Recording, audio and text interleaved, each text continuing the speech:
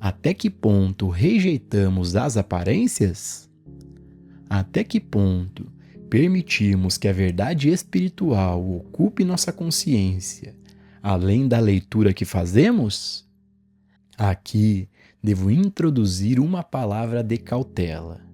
Não é a leitura em si mesma que desenvolverá nossa consciência, mas o que fazemos com o que lemos. Podemos ler um capítulo inteiro de um livro inspirador, mas se passarmos por alguma forma de pecado, de doença ou falso apetite na rua, ou onde quer que possamos testemunhar isso, sem ministrar um tratamento a ele, estamos perdendo a oportunidade de desenvolver o novo homem em nós e assim deixar o velho morrer. Se aceitamos as aparências, o velho ainda vive em nós.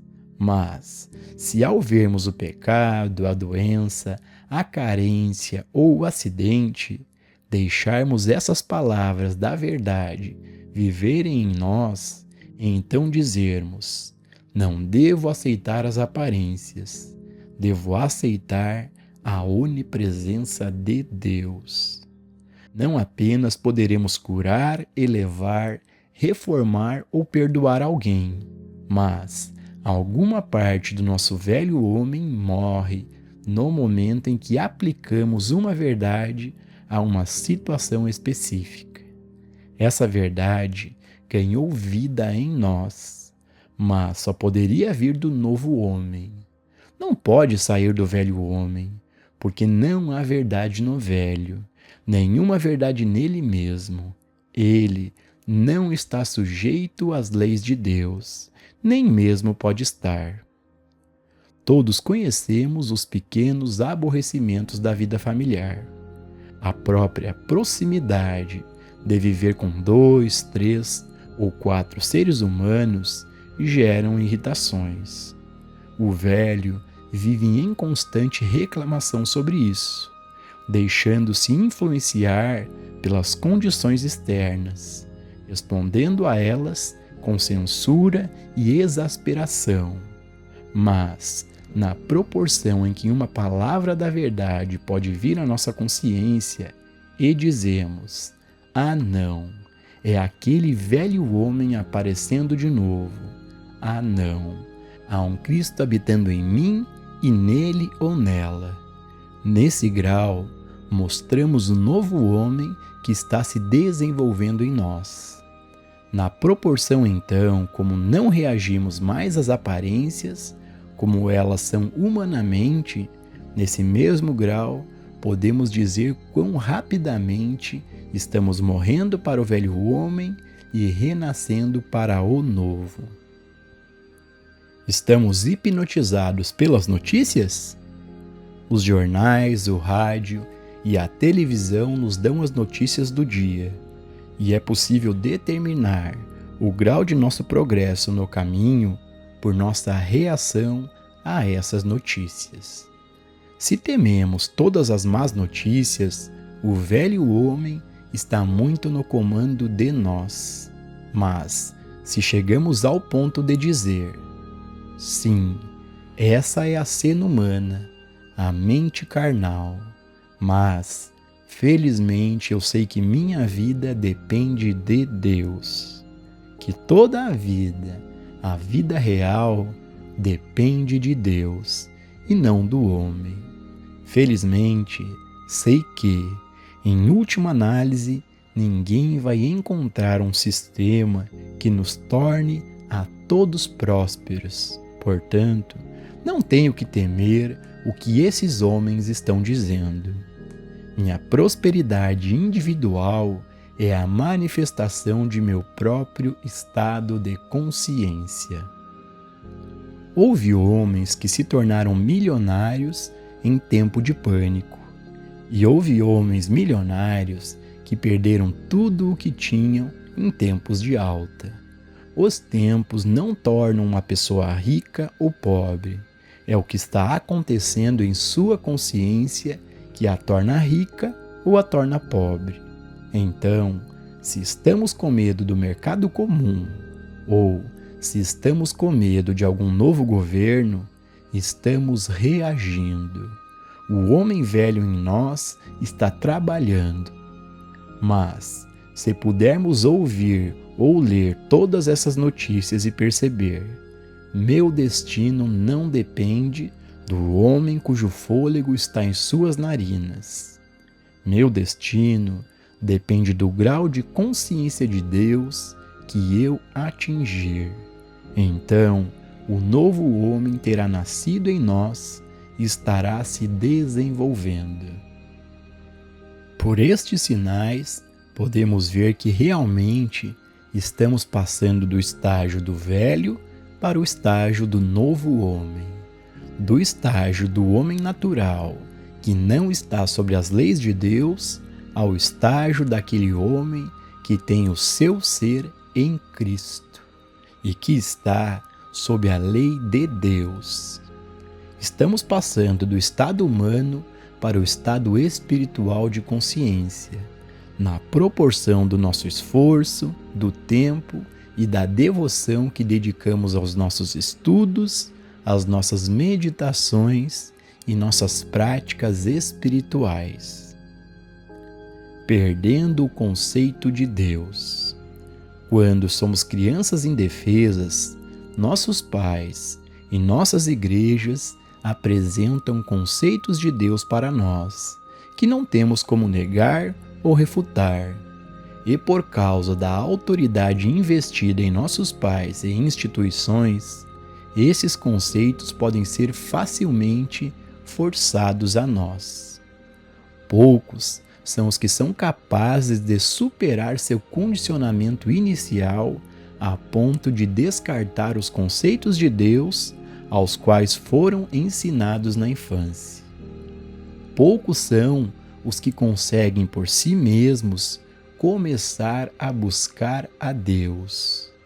Uma geração passa seu conceito de Deus e verdade para a próxima geração. Então, vem a luta para superar esses primeiros conceitos. Quando uma pessoa descobre que o Deus que ela tem adorado não está fazendo nada por ela, o que o Deus verdadeiro faria. Se ela conhecesse esse Deus e pudesse fazer contato com ele. A humanidade falhou em encontrar Deus e tem adorado a ídolos. Tem adorado a imagens mentais em pensamento, de uma forma ou de outra. Aqui e ali, ao longo dos tempos, há homens que descobriram o único Deus. E cada um deles revelou esse Deus aos seus seguidores, a seus discípulos, apóstolos e alunos. Quase sempre, entretanto, a visão do verdadeiro Deus foi perdida.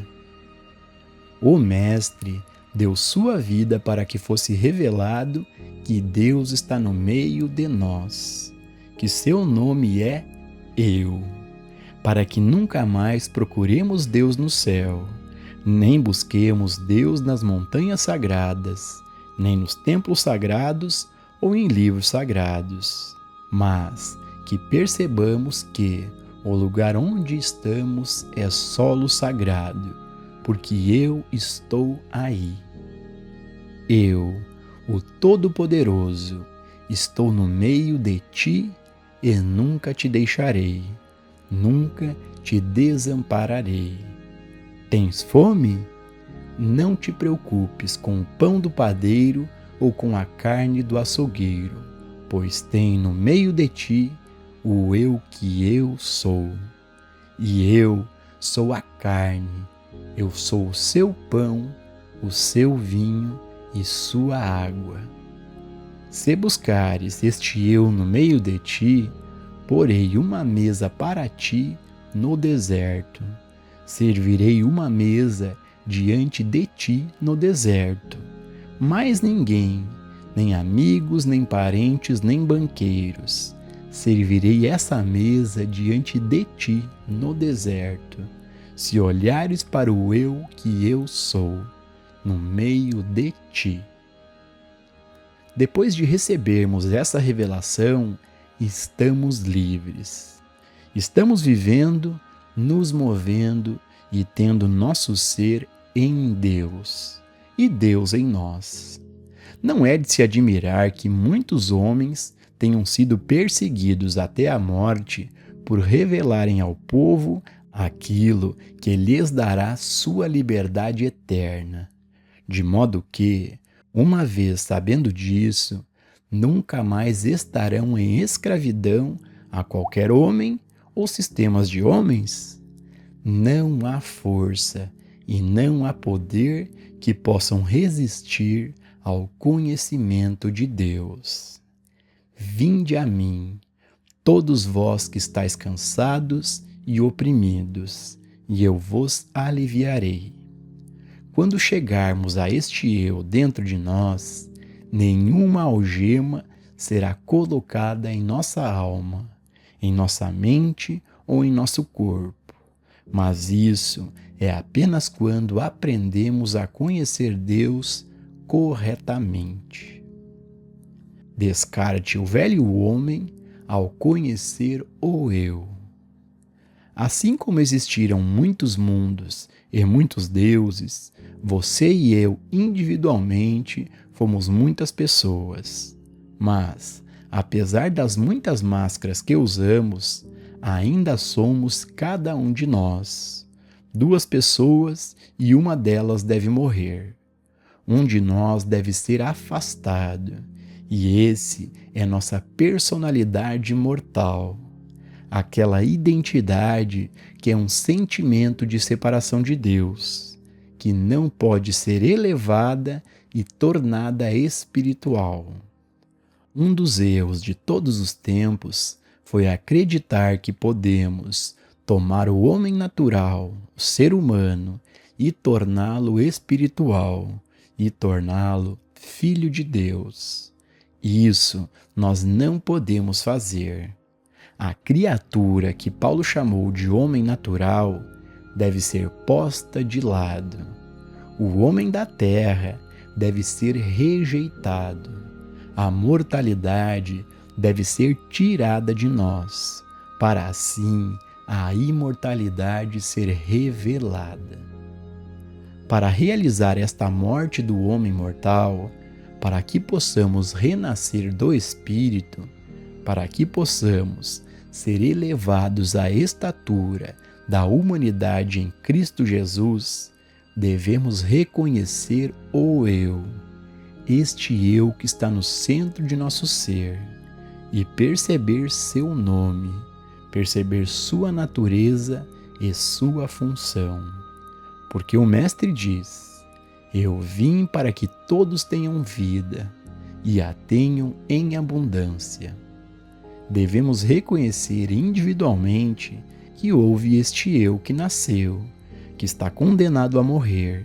Este eu que às vezes foi um homem ou uma mulher muito bom, e às vezes não. Esta individualidade que é a própria mortalidade que existiu e que, em alguma extensão, ainda existe, e que estamos no processo de morrer diariamente. Mas também devemos reconhecer que existe um eu dentro de nós, no centro de nosso ser, que veio para que possamos ter a vida eterna. Eu estou contigo, sempre estive contigo, aguardando teu reconhecimento. Eu nunca te deixarei, descansa em mim. Coloca tua fé, tua esperança e confiança na verdade de que eu estou no meio de ti e que eu sou Deus. Aquieta-te e saiba que eu, no meio de ti, sou Deus e que nunca te deixarei. Sabe que eu sou seu pão, eu sou sua comida e sua água. Cessa de depender do homem cuja respiração está em suas narinas. Sabe que eu vivo em ti e tu vives em mim, pois somos um. E realmente Eu sou tu. Eu sou a palavra que se torna carne como tu. Eu sou a palavra pela qual tu vives. Eu sou teu consolador. Eu sou teu curador. Eu vim para que possas ser curado, não até os 70 anos, mas para sempre. Pois eu sou sua vida eterna. Eu sou teu ser eterno. Eu sou o teu ser espiritual e imortal. Tal meditação revela que não somos este homem terrestre que pensamos ser. Não somos esse homem nascido de mulher, vivendo apenas por alguns dias. Somos a dependência de Deus, o infinito, o divino criador de tudo o que existe. E Deus achou bom tudo o que ele criou. As verdades armazenadas na consciência trazem a colheita. Um toque do Espírito na meditação pode nos elevar por um período de 1000 anos. E 1000 anos podem ser englobados em um segundo. Se essa meditação nos tocar da maneira certa, em um momento podemos morrer como Saulo de Tarso e renascer no minuto seguinte como Paulo. Muitos tiveram essa experiência. Muitos tiveram a experiência de morrer em um momento. Mas podemos ter certeza de que aqueles que morreram em um momento tiveram muita preparação antes de buscar a verdade. O ponto é, no entanto, que cada passo de preparação, cada passo de estudo das Escrituras, cada passo de prática metafísica em que neguemos a realidade do poder exterior e afirmemos o todo poder de nossa consciência, nos leva a um momento em que podemos avançar 1000 anos em nosso desenvolvimento espiritual. Até lá, não temos uma maneira real de saber o progresso que estamos fazendo. Essas verdades estão sendo incorporadas em nossa consciência. Elas estão sendo armazenadas. E até que algo se revele, e até que algo as revele, podemos nem mesmo perceber que elas estão lá. Isso me lembra o homem de certa igreja que veio a mim no primeiro ano de sua prática. Ele estava gravemente aleijado, com artrite, e teve uma bela cura em poucos meses. Havia uma outra mulher na mesma igreja que também era aleijada pela artrite e queria muito ser curada. Ela era uma dessas queridas senhoras típicas de igreja. Eles a trouxeram ao meu escritório e comecei a falar com ela sobre sua identidade espiritual, garantindo-lhe que ela era filha de Deus. Ela quase arrancou minha cabeça. Eu sou um pobre verme do pó. Não posso estar apta a tocar a orla de seu manto. Não fale assim comigo, isso é pecado. Bem, eu disse, devo-lhe dizer a verdade. Isso não é verdade, eu sei o que sou. Este foi meu primeiro ano de prática, e posso assegurar-lhes que estava ansioso para aproveitar todas as oportunidades para o trabalho de cura. Então eu disse, vou lhe dizer o que faremos. Não vamos mais falar a verdade. Vamos apenas fazer uma oração silenciosa. E foi bom, porque ela não teria que ouvir mais nada disso. Ela era levada ao meu escritório um dia por semana e nunca mais lhe falei da verdade. Teríamos apenas nosso tratamento silencioso. Um dia, no meio do inverno, quando ela estava saindo do prédio e passando por uma porta giratória, seu pé tocou um pedaço de gelo e ela foi cair no meio da rua. O porteiro, temendo uma ação judicial, correu para ajudá-la, mas ela disse, não me toque, não me toque, eu sou a filha de Deus.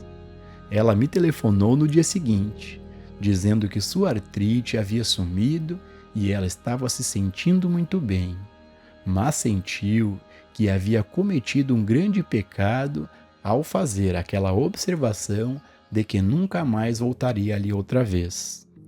Uma vez que uma ideia toca nossa consciência, podemos não saber que ela está ali, mas surge alguma emergência e dela surge aquilo que estava latente dentro de nós. Com todas as nossas leituras, a verdade se aloja em nossa consciência, e isso nos transforma.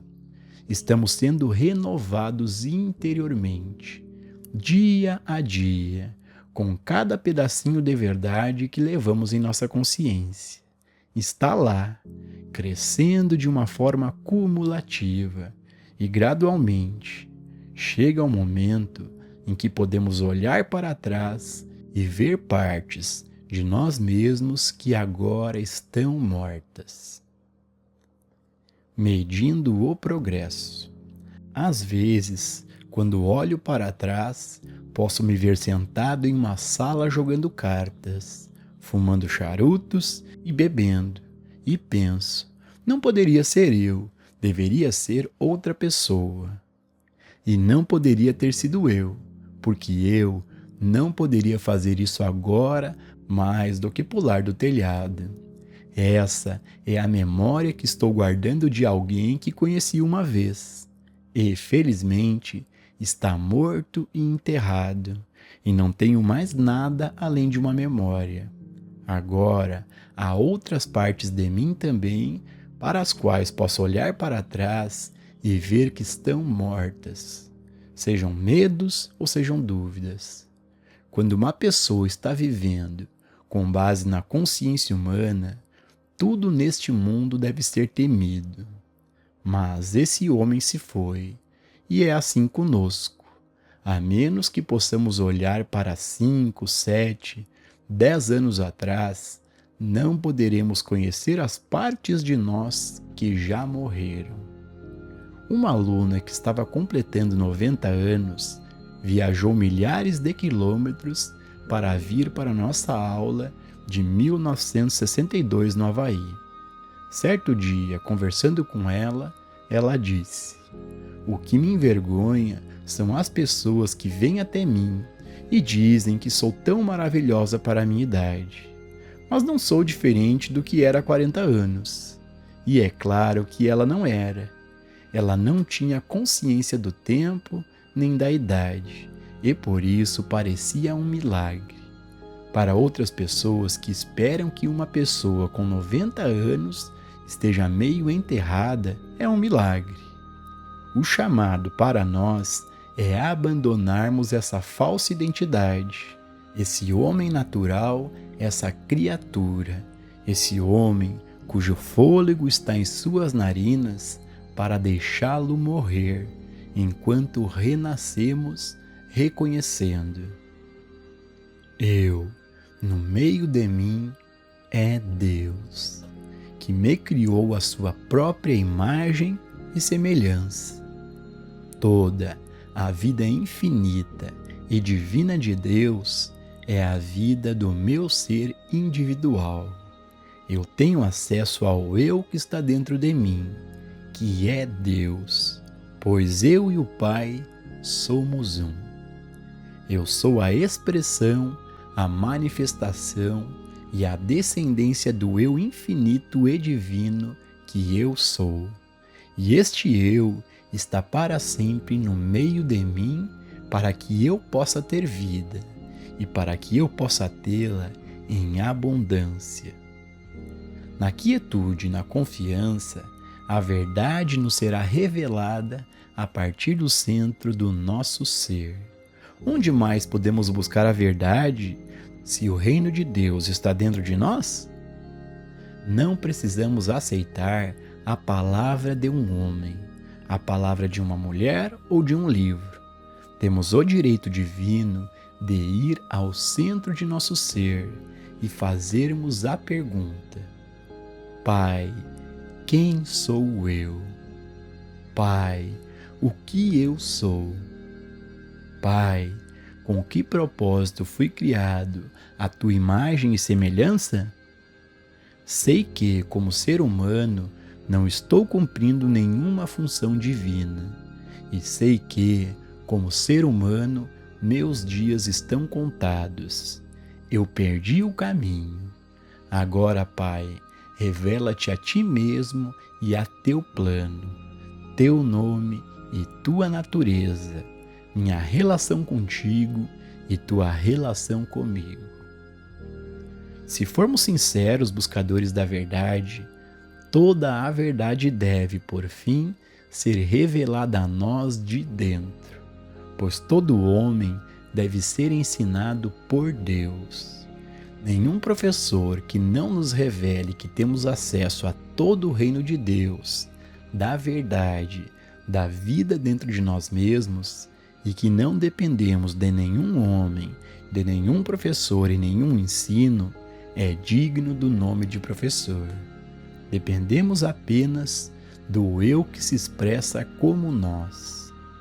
Aqueles que foram grandes reveladores da verdade ao longo de todas as eras sobreviveram no coração, alma e consciência da humanidade, porque cada um nos dirigiu ao reino dentro de nós, mostrando-nos a natureza plena e completa de nossa identidade, de nosso relacionamento com a infinitude.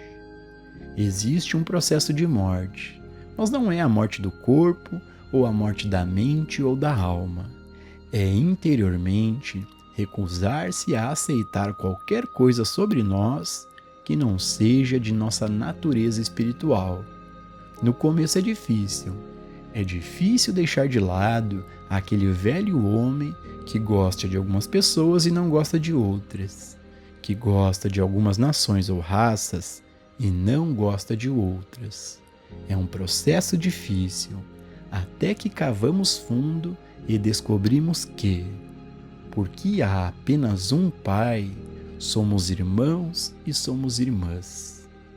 O que criou uma sensação de separação foram as mentiras que nos contaram uns sobre os outros. Nosso destino e propósito divino. Devemos descartar aquele velho homem que acreditava que nasceu em um certo dia e tem apenas um certo número de anos para viver, mudando, decaindo e se enfraquecendo com o passar dos anos. Em vez disso, devemos vir à compreensão. Eu sou a vida eterna. Eu sou imortal.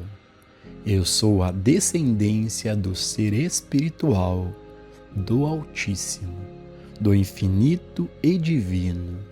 E a vida de Deus é a vida que é minha, pois somos um.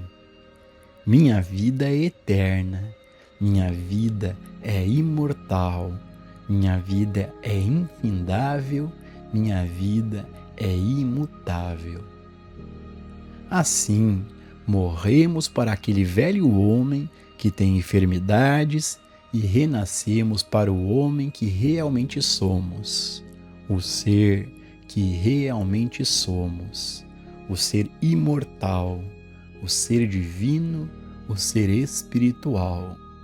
Com isso, vem o primeiro vislumbre de por que nascemos, de por que estamos na Terra e porque Deus nos enviou em expressão. Deixamos de pensar em nossa mãe e em nosso pai como nossos pais, e pensamos neles apenas como instrumentos pelos quais viemos à Terra.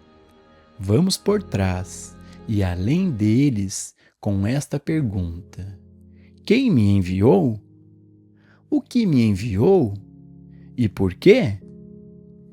Mesmo reconhecendo nossos pais como os instrumentos pelos quais Deus nos enviou à Terra, sabemos que foi Deus quem nos enviou à Terra. Nossos pais foram apenas os instrumentos. Eles eram nossos zeladores. Eles receberam a responsabilidade de cuidar de nossa mente, cuidar do nosso corpo e de nossa alma, até que estivéssemos fora daqueles 2 anos no Egito, fortes o suficiente para nos mantermos em pé. Foi Deus quem nos enviou à terra. Foi Deus quem nos enviou à existência, para o propósito dele próprio, para um propósito espiritual e divino. Qual é esse propósito? A Escritura nos diz claramente que fomos enviados aqui para mostrar a glória de Deus, assim como os céus declaram a glória de Deus e a terra mostra as obras de suas mãos. Da mesma forma, nós, a maior criação de Deus, glorificamos a Deus por estarmos vivos, não em nossa humanidade. Entretanto, pois o céu sabe que, em nossa humanidade, não somos nada de que Deus possa se orgulhar. Mas existe um eu de nós, existe um ser, existe uma identidade espiritual que tem por objetivo revelar a glória de Deus.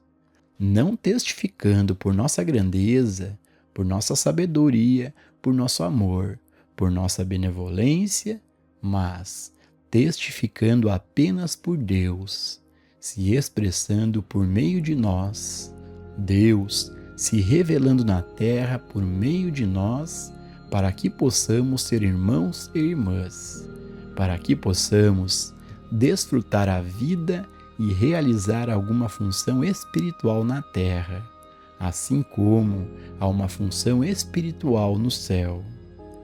Não temos como saber qual é o nosso progresso. Só há uma coisa que podemos medir: nossa integridade. Podemos medir isso. Sabemos muito bem se estamos trapaceando no tempo, o esforço e devoção que dedicamos aos nossos estudos espirituais.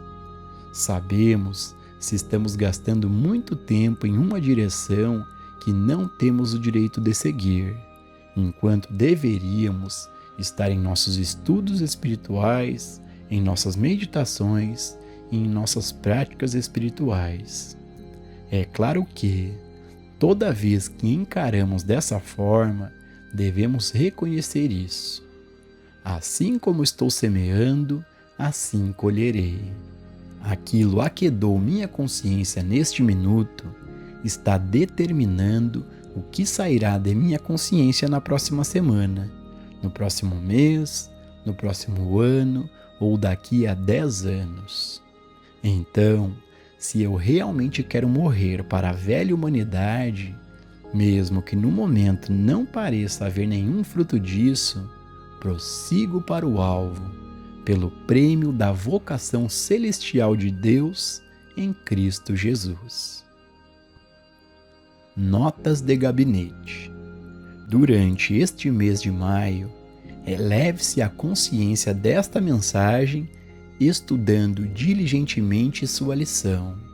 Uma mensagem para ajudar seu progresso no caminho espiritual, para que você possa ser aquele novo homem com a experiência vivificante do renascimento. Mas um mero estudo desta mensagem não é suficiente.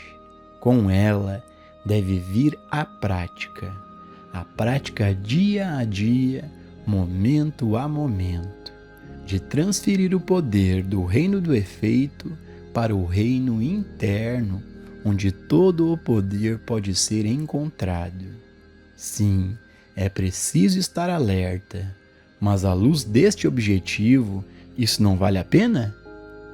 Qual esforço será grande demais para obter isso?